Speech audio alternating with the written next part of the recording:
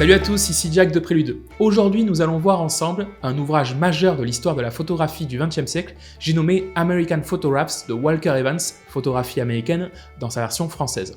C'est un ouvrage qui a posé les jalons de tous les livres photos qui ont suivi. Vous allez voir que Walker Evans a véritablement nourri un nouveau regard sur la photographie, mais également une autre manière d'aborder la narration visuelle.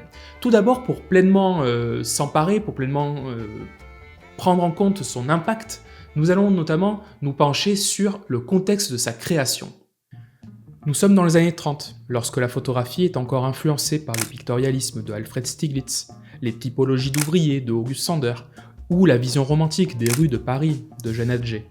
Leica venait de sortir son premier appareil photo 35 mm, une véritable révolution dans le domaine de la photographie. Alors que la plupart des photographes de cette époque ont un penchant pour le beau ou l'utilitaire, en montrant essentiellement des paysages ou des gens qui posent, Walker Evans, lui, décide de porter son attention sur des détails à première vue insignifiants. De ce fait, il va réussir à créer une histoire visuelle de la Grande Dépression et instituer d'une certaine manière ce qu'on appellera plus tard la photographie vernaculaire.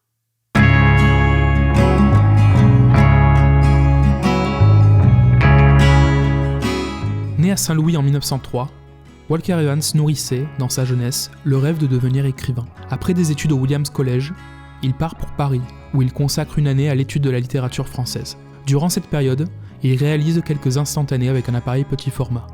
De retour en 1927, sa trajectoire prend un virage décisif, le guidant naturellement vers la photographie. Cette expérience transforme irréversiblement sa perception du monde, l'affublant d'un regard critique envers l'émergence et l'expansion subséquente d'une culture consumériste aux États-Unis. Commencée au début de la Grande Dépression, la carrière photographique d'Evans coïncide avec la transformation imminente de son pays vers une société toujours plus orientée vers la consommation, marquée par l'émergence d'un nouveau langage visuel urbain. Les modifications sociétales, telles que le remplacement de l'homme par la machine, l'architecture distinctive des maisons ouvrières en bois et les enseignes décoratives, témoignent des vestiges d'une époque révolue. En 1935, le président Franklin D. Roosevelt lance une série de programmes connus sous le nom de New Deal, qui donnera notamment naissance à la Farm Security Administration ou FSA. Dans cette administration, chargée de réorganiser le secteur rural très appauvri, un département de photographie est constitué, notamment pour témoigner des activités de l'organisation. Sous la direction de Roy Stryker, 15 photographes, parmi lesquels Walker Evans, Dorothea Lange et Arthur Rothstein, ont été recrutés. Bien que le but de cette organisation fût de créer des images de propagande au service du gouvernement Roosevelt afin de préserver une image positive de son administration face à la crise, Walker Evans a refusé tout agenda politique. Il a envoyé à Washington les images qui ne l'intéressaient pas, préservant dans ses archives personnelles celles qui avaient une signification particulière pour lui. Cette attitude rebelle et exigeante lui a valu d'être licencié en 1937. Cependant, pendant son temps au sein de la FSA, Evans aura eu le temps de capturer des images qui constituent une partie essentielle de son œuvre. Bien que dépourvue d'objectifs esthétiques ou artistiques explicites, la Farm Security Administration a d'une certaine manière servi de creuset à l'émergence d'un ensemble de photographes et d'œuvres documentaires. Ce phénomène a gagné en importance dans le contexte plus vaste de la montée en puissance du courant documentaire au cours des années 1930. Cette période a vu l'émergence de l'idée d'un genre documentaire, accompagné d'une théorie, d'une esthétique et d'une histoire cohérente, tant dans le domaine de la photographie que du cinéma. C'est en 1938 que le fameux MoMA, le Museum of Modern Art de New York, présente sa première exposition photographique individuelle, intitulée Walker Evans American Photographs. Cet événement marque un tournant, c'est un premier pas pour le musée pour la reconnaissance d'un photographe en tant qu'artiste. Walker Evans lui-même et le directeur exécutif du MoMA ont informellement accroché l'exposition au cours d'une soirée de travail en solitaire, suivant une approche décontractée. De manière similaire, l'organisation du livre qui accompagne l'exposition reflète cette méthode. La première partie du livre se concentre sur les individus et certains éléments environnementaux qui peuvent être interprétés comme faisant partie intégrante de la culture indigène des États-Unis. Ces photographies appartiennent au travail personnel d'Evans. La seconde partie constitue, en quelque sorte, un échantillon de l'architecture propre au pays, comprenant des clichés provenant des archives de la FSA. Au-delà de cette structure, ce qui émerge plus de l'ouvrage est la présence de motifs et de séquences. Par exemple, une séquence présente un dépôt de vieilles voitures, suivi d'une image avec les mots « gas », et enfin 2 personnes dans une nouvelle voiture. Cette cette approche introduit une dimension narrative jusque-là inédite dans les livres de photographie. Evans a ainsi avancé l'idée qu'une séquence d'images peut transmettre un sens profond, se transformer en une œuvre d'art à part entière. Cela a posé les fondements pour la structure du livre photo comme une œuvre d'art bien distincte, dont les recours narratifs sont encore aujourd'hui d'actualité. La première édition, émise en 2012 pour célébrer le 75e anniversaire du livre, s'efforce de préserver le format inaugural de 1938. Il est essentiel de se rappeler que les traits qui nous semblent aujourd'hui familiers et maintes fois rencontrés étaient alors totalement révolutionnaires. Pour la première fois, ces caractéristiques, à la fois dans la structuration des images et dans la mise en page du texte, étaient présentées dans un livre photographique d'auteur, mettant ainsi en lumière l'innovation et la valeur exceptionnelle du travail d'Evans.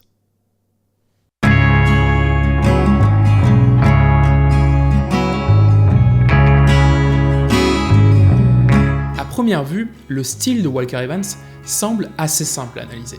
Pourtant, à mesure qu'on l'étudie en détail, il se complexifie, grâce au contexte, grâce à l'empreinte de son regard, mais aussi à certaines caractéristiques esthétiques de son travail, pourtant contradictoires. Bien qu'initialement perçues comme parfois distantes ou froides, ces photographies, en vérité, révèlent un discours éminemment critique. Contrairement à d'autres photographes travaillant à l'époque en 35 mm, Evans utilise un appareil grand format, offrant un niveau de détail incroyable, réalisant des photographies qui ne tarderont pas à se démarquer des images de ses collègues. Ces photographies sont directes, dépourvues de point de vue original. Dans son récit, on ne trouve ni aspect romantique, ni composition dramatique ou spectaculaire. C'est l'histoire qui prévaut dans ce travail. Une image après l'autre sont la preuve d'une vision, d'un regard. Elles démontrent également qu'une succession de photographies, dans un certain ordre, formant un tout, peut devenir une œuvre d'art en soi. Son style se caractérise également par une esthétique inspirée de la carte postale, un format courant que presque tous les Américains peuvent trouver familier. Ainsi, Evans réussit à créer une tension entre la forme de photographie qui prévalait jusqu'alors et le discours critique face à un moment historique.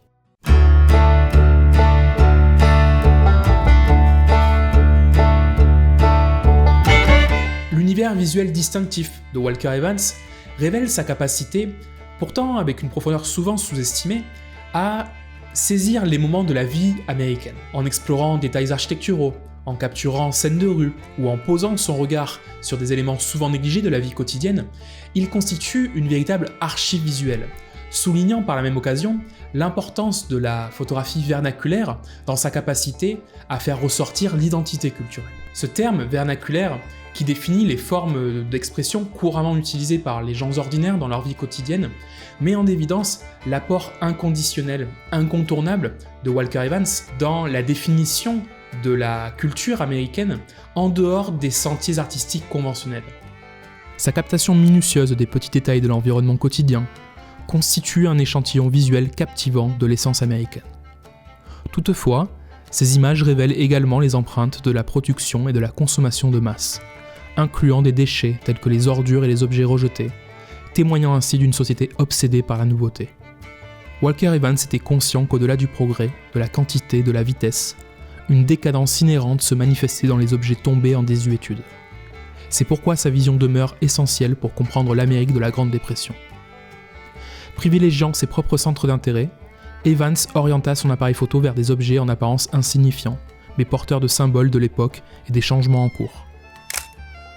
Cette intention était parfaitement consciente, et il élabora méticuleusement une représentation détaillée de l'Amérique, s'éloignant des intentions propagandistes et du regard romantique adopté par certains photographes de l'époque.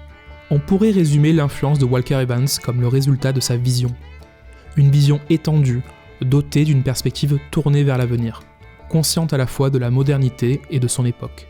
Cette vision a tracé la voie pour plusieurs générations ultérieures, faisant de lui l'une des figures les plus influentes de la photographie, notamment en inspirant des photographes éminents tels que Robert Frank et Lee Friedlander. Son impact ne se limite pas à son œuvre photographie américaine, mais s'étend également à ses travaux ultérieurs, tels que ses Polaroids en couleur, source d'inspiration pour des photographes tels que William Eggleston et Stephen Shore. Ces images, même aujourd'hui, pourraient aisément être confondues avec des photographies contemporaines trouvées sur un profil Instagram.